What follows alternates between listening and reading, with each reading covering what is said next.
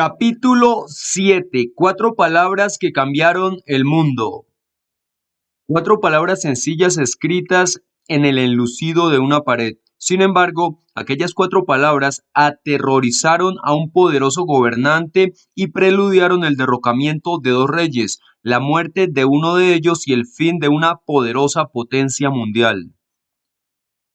Asimismo, provocaron la humillación de un venerado sistema religioso, pero lo más importante es que ensalzaron la adoración pura de Jehová y reafirmaron su soberanía en un momento en el que la mayoría de la gente daba poco valor a cualquiera de esas dos cuestiones. Aquellas palabras incluso arrojaron luz sobre los acontecimientos mundiales de la actualidad. ¿Cómo pudieron cuatro palabras tener tanta repercusión? Habían transcurrido algunas décadas desde los sucesos que se relatan en el capítulo 4 de Daniel. El reinado de 43 años del orgulloso Nabucodonosor en Babilonia concluyó a su muerte en 582 antes de la era común. De su familia surgieron una serie de sucesores, pero la muerte prematura o el asesinato truncaron el reinado de uno tras otro. Por fin, un hombre llamado Nabonido conquistó el trono mediante una revuelta. Hijo de una suma sacerdotisa del dios Luna, Sin, al parecer, no estaba emparentado con la casa real babilónica. Algunos entendidos opinan que se casó con una hija de Nabucodonosor para legitimar su propio reinado. Hizo a su hijo Belsasar corregente y dejó a este al cargo de Babilonia durante periodos de varios años. En ese caso, Belsasar sería nieto de Nabucodonosor. Le habrían enseñado las experiencias de su abuelo que Jehová era el Dios supremo y que podía humillar a cualquier rey. Es obvio que no. Daniel 4:37 dice: Ahora yo, Nabucodonosor, alabo, ensalzo y le doy gloria al Rey de los cielos, porque todas sus obras son verdad y sus caminos son justos, y porque puede humillar a los que se comportan con orgullo. Un banquete se escapa de control. El capítulo 5 de Daniel se abre con un banquete. En lo que respecta a Belsasar el rey, él hizo un gran festín para 1000 de sus grandes y enfrente de los 1000 estuvo bebiendo vino. Daniel 5:1 dice: El rey Belsasar organizó un gran banquete para 1000 de sus nobles y estuvo bebiendo vino enfrente de ellos. Como puede imaginar, debió necesitarse una sala enorme para dar cabida a esa cantidad de hombres, además de las esposas secundarias y concubinas del rey. Un erudito señala: los banquetes de Babilonia eran espléndidos, aunque solían acabar en borrachera. La mesa se surtía con vino importado y toda clase de manjares. La sala se llenaba de fragancias y había cantantes y músicos que entretenían a los invitados. En el lugar más prominente, donde todos podían verlo, Belsasar bebía más y más vino. Resulta extraña la jovialidad de los babilonios en aquella noche, la del 5 al 6 de octubre de 539 antes de la era común. Su nación estaba en guerra y las cosas no les marchaban bien. Nabonido acababa de sufrir una derrota a manos de las fuerzas invasoras de Medo-Persia y se había refugiado en Borsipa, al sudoeste de Babilonia. Además, en aquel preciso momento los ejércitos de Ciro estaban acampados justo a las afueras de su capital. Aún así, no parece que Belsasar y sus nobles estuvieran preocupados. Al fin y al cabo, estaban en la inexpugnable Babilonia, cuyas colosales murallas se alzaban sobre profundos fosos inundados por el gran río Éufrates a su paso por la ciudad. Durante más de 100 años, ningún enemigo la había tomado por asalto, así que ¿por qué preocuparse? Belsasar posiblemente pensó que el ruido del jolgorio haría ver a los enemigos lo seguros que se sentían, lo cual los desalentaría. No pasó mucho tiempo antes de que Belsasar sufriera los efectos de la bebida. Como dice Proverbios 21, el vino es burlador. Proverbios 21 dice, el vino es burlón, el alcohol incontrolable. El que se pierde por su culpa no es sabio. En este caso, de hecho, indujo al rey a cometer una locura muy grave. Ordenó que llevaran al banquete los vasos sagrados del templo de Jehová que Nabucodonosor tomó como despojo cuando conquistó Jerusalén y que estaban destinados exclusivamente a la adoración pura. En tiempos pasados, hasta a los sacerdotes judíos a quienes se permitió su uso en el templo de Jerusalén, se les advirtió que se mantuvieran limpios. Daniel 5:2 dice, bajo los efectos del vino, Belsasar ordenó que le llevaran los recipientes de oro y plata que su padre Nabucodonosor había sacado del templo de Jerusalén. El rey quería beber de ellos, junto con sus nobles, sus concubinas y sus esposas secundarias. Compárese con Isaías 52:11. Isaías 52:11 dice, apártense, apártense, sálganse de allí, no toquen nada impuro, sálganse de en medio de ella, manténganse limpios ustedes que llevan los utensilios de Jehová. Pero Belsasar se proponía una insolencia aún mayor. El rey y sus grandes, sus concubinas y sus esposas secundarias bebieron vino y alabaron a los dioses de oro y de plata, cobre, hierro, madera y piedra. Daniel 5, 3 y 4 dice, así que le llevaron los recipientes de oro que se habían sacado del templo de la casa de Dios en Jerusalén, y el rey, sus nobles, sus concubinas y sus esposas secundarias bebieron de ellos. Bebieron vino y alabaron a dioses de oro y plata, de cobre, hierro, madera y piedra. De modo que Belsasar pretendía ensalzar a sus dioses falsos por encima de Jehová. Al parecer, esa era una actitud característica de los babilonios. Despreciaban a los judíos cautivos y se burlaban de su adoración sin darles ninguna esperanza de regresar a su amada tierra natal. Salmo 137, del 1 al 3 dice, junto a los ríos de Babilonia nos sentamos, lloramos al acordarnos de Sión.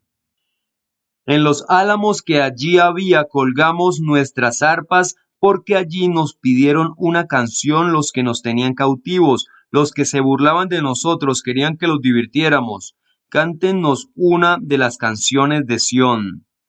Isaías 14, 16 y 17 dice, los que te vean se te quedarán mirando, te examinarán atentamente y dirán, ¿es este el hombre que sacudía la tierra, el que hacía temblar reinos? ¿Es el que hacía de la tierra habitada un desierto y arrasaba sus ciudades, el que no dejaba a sus prisioneros volver a casa? Puede que el monarca en su embriaguez creyera que humillar a aquellos exiliados e insultar a su Dios impresionaría a sus esposas y funcionarios y le haría parecer fuerte. La nota al pie de página dice, en una inscripción antigua, el rey Ciro dijo respecto a Belsasar, un alfeñique ha sido instaurado como el gobernante de su país. Fin de la nota. Pero si Belsasar tuvo alguna sensación de poder, esta no duró mucho. La escritura de la pared. En aquel momento, dice el relato inspirado, los dedos de la mano de un hombre salieron y escribían enfrente del candelabro sobre el enlucido de la pared del palacio del rey, y el rey contemplaba el dorso de la mano que escribía. Daniel 5:5. ¡Qué visión más sobrecogedora! Una mano surgió de la nada, suspendida en el aire junto a una zona bien iluminada de la pared. Imagínese el silencio que repentinamente se hizo en la fiesta cuando los comensales se volvieron y contemplaron boquiabiertos la escena. La mano empezó a escribir un mensaje enigmático en el enlucido. La nota al pie de página dice: el relato de Daniel ha resultado exacto hasta en este leve detalle, pues los arqueólogos han descubierto que las paredes de los palacios de la antigua Babilonia eran de ladrillo recubierto con una capa de enlucido. Fin de la nota. El fenómeno fue tan amenazador, tan inolvidable, que hasta este día se utiliza en algunas culturas la expresión, la escritura de la pared, para referirse a la advertencia de un desastre inminente. ¿Cómo afectó lo sucedido a aquel rey orgulloso que intentó ensalzarse a sí mismo y ensalzar a sus dioses por encima de Jehová? En aquel tiempo, en lo que respecta al rey, su expresión misma se cambió en él, y sus propios pensamientos empezaron a asustarlo, y las coyunturas de sus caderas estuvieron aflojándose, y sus rodillas mismas daban una contra otra. Daniel 5:6 dice: Entonces el rey se puso pálido, y sus pensamientos lo aterrorizaron. Sus caderas empezaron a temblar, y sus rodillas a chocar una contra otra. Belsasar había pretendido dar una apariencia de grandeza y majestad ante sus súbditos, pero en este momento se convirtió en la viva imagen del miedo. El rostro lívido, las caderas tambaleantes y todo el cuerpo con un temblor tan intenso que las rodillas le chocaban entre sí. Las palabras de la canción que David dirigió a Jehová resultaron muy ciertas. Tus ojos están contra los altivos para rebajarlos. Segunda de Samuel 22:1 dice: Y David le dirigió a Jehová las palabras de esta canción el día en que Jehová lo rescató de las manos de todos sus enemigos y de Saúl. Segunda de Samuel 22:28 dice: Porque salvas a los humildes, pero tu mirada desaprueba a los arrogantes y los rebajas.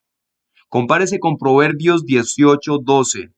Proverbios 18:12 dice: Antes de estrellarse, el corazón del hombre es soberbio, y antes de la gloria hay humildad.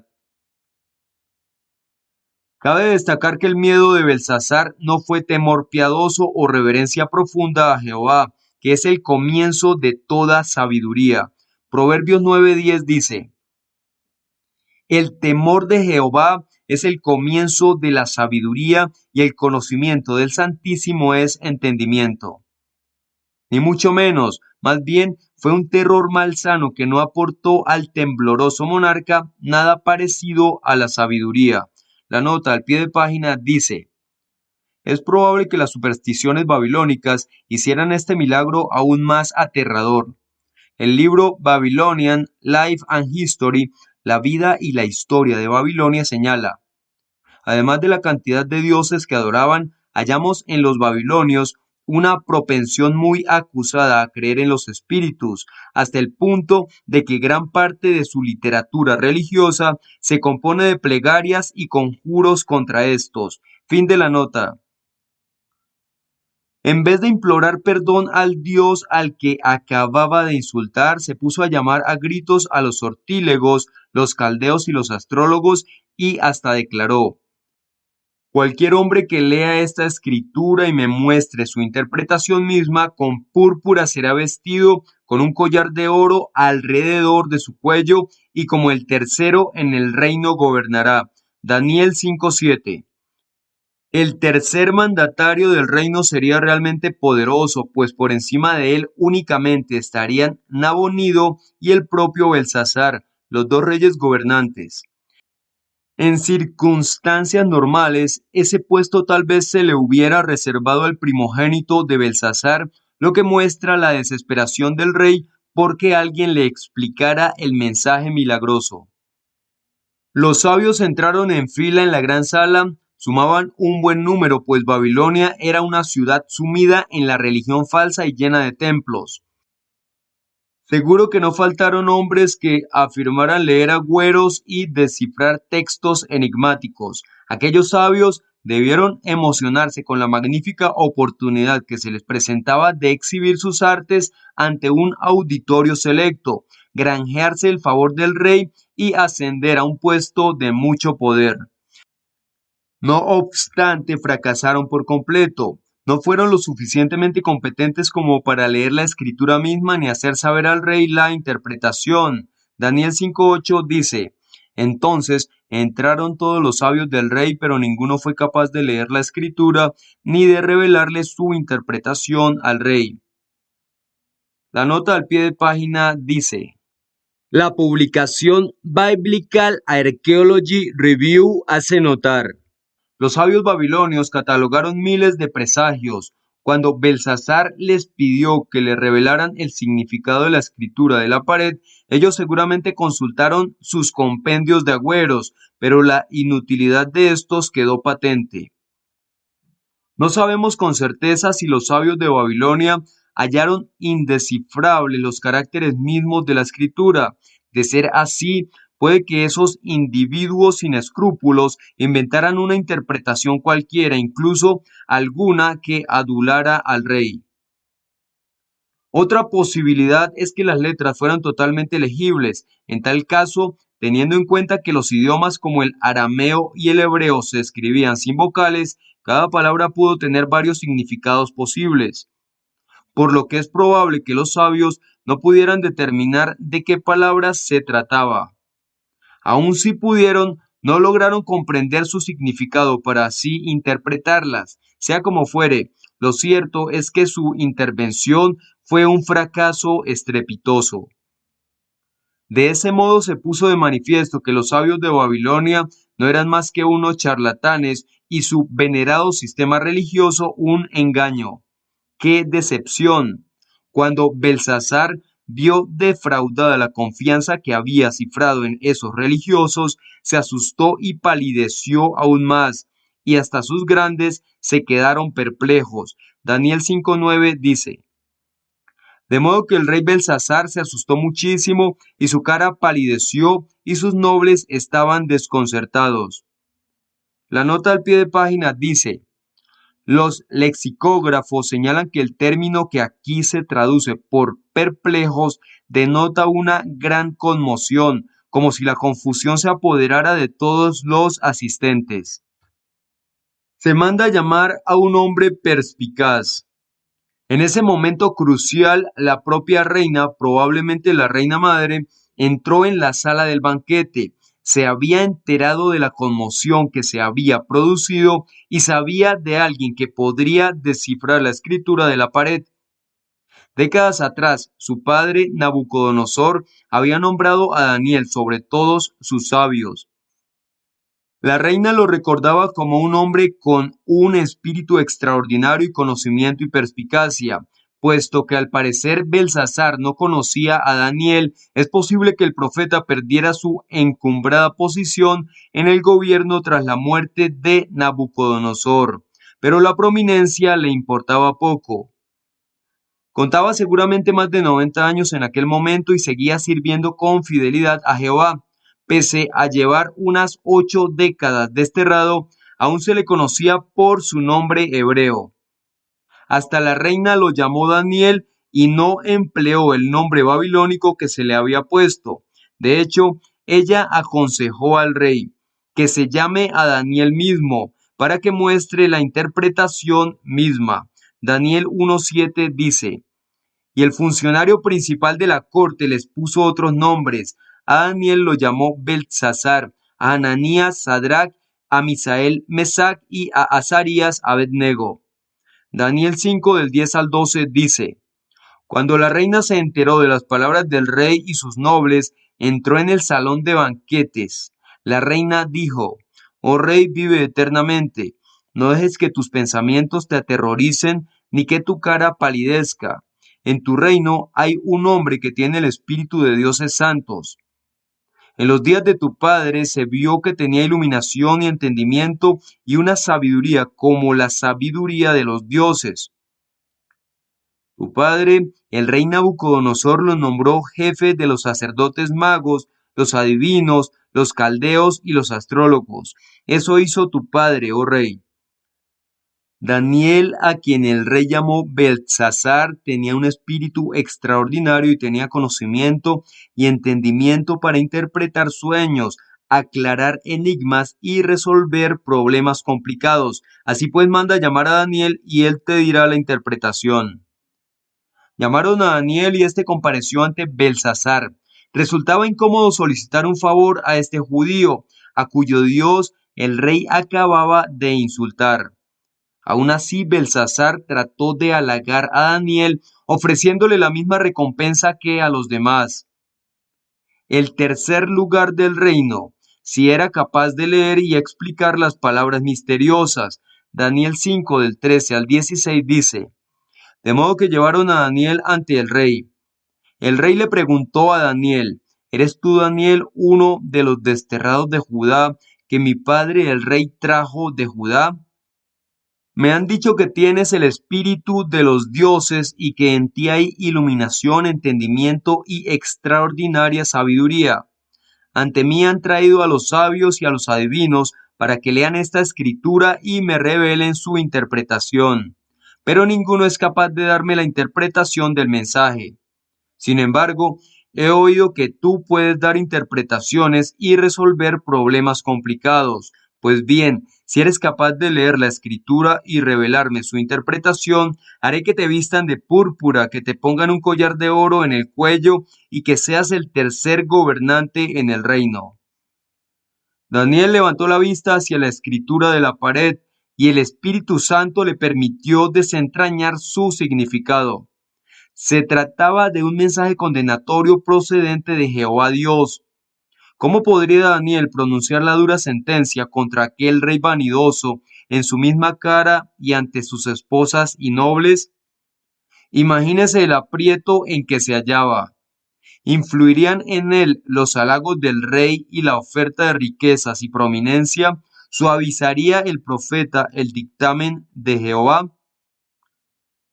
Daniel dijo con valor, tus dádivas resulten para ti mismo y tus regalos da a otros. Sí, no obstante leeré la escritura misma al rey y la interpretación le haré saber. Daniel 5:17. Daniel pasó a reconocer la grandeza de Nabucodonosor, un monarca tan poderoso que mató, hirió, ensalzó o humilló a quien él quiso. No obstante, Daniel le recordó a Belsasar que fue Jehová, el Dios Altísimo, quien hizo grande a Nabucodonosor y quien humilló a ese rey poderoso cuando se hizo altivo. En efecto, Nabucodonosor tuvo que aprender que el Dios Altísimo es gobernante en el reino de la humanidad y que a aquel a quien quiere coloca sobre él. Daniel 5 del 18 al 21 dice, oh rey, el Dios Altísimo le dio a tu padre Nabucodonosor el reino, la grandeza, la honra y la majestad. Y debido a la grandeza que le dio, gente de todo pueblo, nación e idioma temblaba de miedo ante él. Mataba o dejaba vivir a quien quería y engrandecía o humillaba a quien quería. Pero cuando su corazón se volvió arrogante y su espíritu se endureció hasta el punto de actuar con insolencia, se le quitó el trono de su reino y su dignidad. Se le echó de entre la humanidad, se le cambió el corazón al de un animal y empezó a vivir con los asnos salvajes. Comió hierba como los toros y su cuerpo se mojó con el rocío del cielo, hasta que se dio cuenta de que el Dios Altísimo es gobernante en el reino de la humanidad y que sobre él coloca a quien él quiere. Aunque Belsasar sabía todo esto, no había aprendido la lección de la historia. De hecho, había llegado mucho más lejos que Nabucodonosor en su pecado de orgullo impropio, perpetrando un acto de descarada insolencia contra Jehová.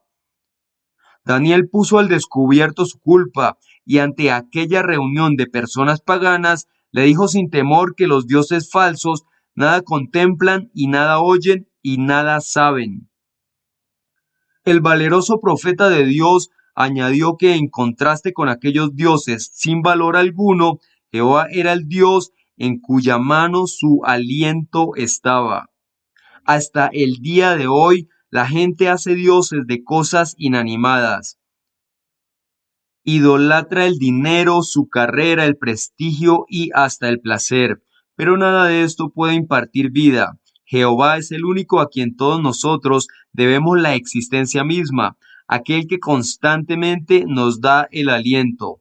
Daniel 5, 22 y 23 dice, pero tú, su hijo Belsasar, aunque sabías todo esto, no humillaste tu corazón. Al contrario, desafiaste al Señor de los cielos, hiciste que te trajeran los recipientes de su casa y luego bebiste vino de ellos con tus nobles, tus concubinas y tus esposas secundarias. y alabaste a dioses de plata y oro, de cobre, hierro, madera y piedra, dioses que no ven ni oyen ni saben nada. Pero no le diste gloria al Dios que tiene en sus manos tu aliento y todos tus caminos. Hechos 17, 24 y 25 dice: el Dios que hizo el mundo y todas las cosas que hay en él es Señor del cielo y de la tierra, así que no vive en templos hechos por hombres, tampoco pide que les sirvan manos humanas, como si necesitara algo, porque él mismo les da a todas las personas vida, aliento y todas las cosas. Se resuelve el enigma. A continuación, el anciano profeta efectuó lo que para todos los sabios de Babilonia había resultado imposible: leer e interpretar la inscripción de la pared. Las palabras fueron Mené, Mené, Tekel y Parsin. Daniel 5:24 dice: por eso él envió la mano que escribió estas palabras. Y esto es lo que se escribió: Mené, Mené, Tekel y Parsin. ¿Qué quieren decir? Su significado literal es una mina, un ciclo y medios ciclos. Se trata de una enumeración de unidades de peso monetarias en orden descendente en cuanto a su valor. Qué desconcertante. Aun si los sabios de Babilonia lograron reconocer las letras, no sorprende que no pudieran interpretarlas. Dirigido por el Espíritu Santo de Dios, Daniel explicó: esta es la interpretación de la palabra. Mené, Dios ha numerado los días de tu reino y lo ha terminado. Daniel 5:26. Según las vocales que añadiera el lector, con las consonantes de la primera palabra se podría formar tanto el término mina como una forma de la voz aramea que significa contado o numerado. Daniel estaba muy al tanto de que el destierro de los judíos se aproximaba a su fin, pues ya habían pasado 68 de los 70 años que se predijo que duraría. Jeremías 29:10 dice: porque esto es lo que dice Jehová: cuando se cumplan 70 años en Babilonia, yo dirigiré mi atención a ustedes y cumpliré mi promesa, trayéndolos de vuelta a este lugar. El Señor del tiempo, Jehová, había numerado los días del reinado de Babilonia como potencia mundial, y su fin estaba más cerca de lo que cualquiera de los presentes en el banquete de Belsasar pudiera imaginar. De hecho, el tiempo ya se había agotado, no solo para Belsasar, sino también para su padre, Nabonido. Puede que por esa razón la palabra Mené apareciera escrita 2 veces, para anunciar el fin de la gobernación de ambos reyes. Por otra parte, Tekel solo se escribió una vez y en singular, lo que tal vez indique que Belsasar era su principal destinatario. La conclusión sería apropiada, pues este rey demostró una grave falta de respeto a Jehová. Por sí misma la palabra significa ciclo, pero sus consonantes también permiten la lectura pesado.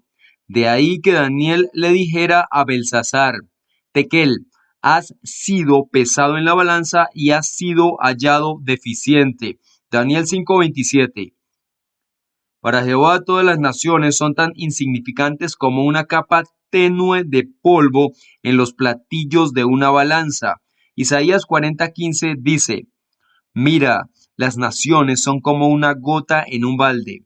Para él son como una capa de polvo en una balanza. Mira, él levanta las islas como si fueran partículas de polvo. No pueden frustrar sus propósitos. ¿Qué importancia, por tanto, podría tener un rey arrogante? Belsasar había tratado de ensalzarse por encima del soberano del universo. Aquel simple mortal se había atrevido a insultar a Jehová y a burlarse de la adoración pura, pero se le había hallado deficiente. Sin lugar a dudas, Belsasar merecía plenamente el castigo que con celeridad se aproximaba. La última palabra escrita en la pared fue Parsin. Daniel la leyó en su forma singular, Pérez, seguramente porque estaba hablando con un solo rey, ya que el otro estaba ausente. Este término culminó el gran enigma de Jehová con un triple juego de palabras. Literalmente, parsin significa medios ciclos, pero las letras permiten además otros dos significados, divisiones y persas. De ahí la predicción de Daniel: Pérez, tu reino ha sido dividido y dado a los medos y los persas. Daniel 5:28. Así que el enigma estaba resuelto. La caída de la poderosa Babilonia ante las fuerzas medopersas era inminente. Aunque abatido por el anuncio de la condena, Belsasar cumplió su palabra e hizo que sus siervos vistieran de púrpura a Daniel, le pusieran un collar de oro y lo proclamaran el tercer gobernante del reino. Daniel 5:29 dice: Entonces Belsasar dio la orden y vistieron a Daniel de púrpura, le pusieron un collar de oro en el cuello y anunciaron con un heraldo que él sería el tercer gobernante en el reino. Daniel no rechazó esos honores, pues consideró que reflejaban la honra que se le debía a Jehová. También es posible que Belsasar esperara mitigar la sentencia de Jehová honrando a su profeta. Si ese fue el caso, ya era demasiado tarde. La caída de Babilonia. Mientras Belsasar y sus cortesanos bebían en honor a sus dioses y se burlaban de Jehová, en la oscuridad exterior del palacio se producían sucesos increíbles. Se estaba cumpliendo una profecía anunciada a través de Isaías casi 200 años antes. Jehová había predicho acerca de Babilonia. A todo suspiro que se debe a ella he hecho cesar. En efecto, toda la opresión que el pueblo escogido de Dios había sufrido a manos de aquella malvada ciudad estaba por terminar. ¿Por qué medios? La misma profecía dice: sube, oh Elam, pon sitio, oh Media. Elam se convirtió en parte de Persia con posteridad al tiempo del profeta Isaías. Cuando tuvo lugar el banquete de Belsasar, predicho también en esa misma profecía de Isaías, Persia y Media verdaderamente habían unido sus fuerzas para subir contra Babilonia y ponerle sitio. Isaías 21, 1 y 2 dice: Esta es una declaración contra el desierto del mar. Viene como vientos de tormenta que barren el sur desde el desierto, desde una tierra aterradora. Se me ha revelado una visión horrenda. La nación traidora se porta de forma traidora y la nación destructora está destruyendo. Sube, oh Elam, al asedio, oh Media, pondré fin a todos los suspiros que ella causó. Isaías 21, 5 y 6 dice: Pongan la mesa y preparen los asientos, coman y beban, levántense príncipes, unjan el escudo, porque esto es lo que Jehová me dijo. Ve, coloca un vigilante para que informe lo que vea. De hecho, se había predicho hasta el nombre del caudillo de aquellas fuerzas, así como los principales rasgos de su estrategia para la batalla. Con unos 200 años de antelación, Isaías había profetizado que Jehová ungiría a alguien llamado Ciro para atacar la ciudad. En el asalto, todos los obstáculos se allanarían ante él. Las aguas de Babilonia se secarían y sus imponentes puertas se quedarían abiertas. Isaías 44, del versículo 27 al capítulo 45, versículo 3 dice: Soy el que les dice a las aguas profundas, evapórense, secaré todos sus ríos. Soy el que dice de Ciro, él es mi pastor y cumplirá por completo mi voluntad. El que dice de Jerusalén, será reconstruida, y del templo tus cimientos serán colocados. Esto es lo que Jehová le dice a su ungido, a Ciro, cuya mano derecha he agarrado para someter a naciones delante de él, para desarmar reyes, para abrir delante de él las puertas dobles, de modo que las puertas no estén cerradas. Yo iré delante de ti y allanaré las colinas, haré pedazos las puertas de cobre y partiré las barras de hierro. Te daré los tesoros que están en la oscuridad y los tesoros escondidos en lugares ocultos, para que sepas que yo soy Jehová, el Dios de Israel, quien te llama por tu nombre. Y así sucedió. Los ejércitos de Ciro desviaron el Éufrates, de modo que el nivel del agua descendió y pudieron avanzar por el lecho del río. Por descuido, los guardias dejaron abiertas las puertas de las murallas. Los historiadores coinciden en que la invasión de la ciudad tuvo lugar mientras sus habitantes se divertían. Babilonia cayó sin apenas resistencia. Jeremías 51:30 dice: Los guerreros de Babilonia han dejado de pelear, están sentados en sus fortalezas, sus fuerzas se agotaron, ellos se volvieron como mujeres, las casas de ella han sido incendiadas, le rompieron sus barras. No obstante, como mínimo, se produjo una muerte notable. Daniel informó: en aquella misma noche Belsasar el rey caldeo fue muerto y Darío el medo mismo recibió el reino cuando era de unos 62 años de edad. ¿Qué aprendemos de la escritura de la pared? El relato inspirado del capítulo 5 de Daniel tiene mucho significado para nosotros. Como foco de prácticas religiosas falsas, la antigua Babilonia constituye un símbolo apropiado del imperio mundial de la religión falsa. En Revelación Apocalipsis se representa a este conglomerado global de falsedad como una ramera sanguinaria llamada Babilonia la Grande. Revelación 17:5 dice: Llevaba escrito en la frente un nombre, un misterio: Babilonia la Grande, la madre de las prostitutas y de las cosas repugnantes de la tierra. Haciendo caso omiso de todas las advertencias de que sus doctrinas y prácticas falsas deshonran a Dios, ha perseguido a quienes predican la verdad de la Biblia. A semejanza de los habitantes de las antiguas Jerusalén y Judá, el resto fiel de cristianos ungidos fue de hecho desterrado a Babilonia la Grande en 1918, pues la persecución instigada por el clero casi acabó con la obra de predicar el reino. Sin embargo, Babilonia la Grande cayó repentinamente. Lo hizo apenas sin ruido, tal como en 539 antes de la era común sucedió con la antigua Babilonia. Aún así, esa caída figurativa fue devastadora. Tuvo lugar en 1919, cuando el pueblo de Jehová fue liberado por el cautiverio babilónico y bendecido con la aprobación divina.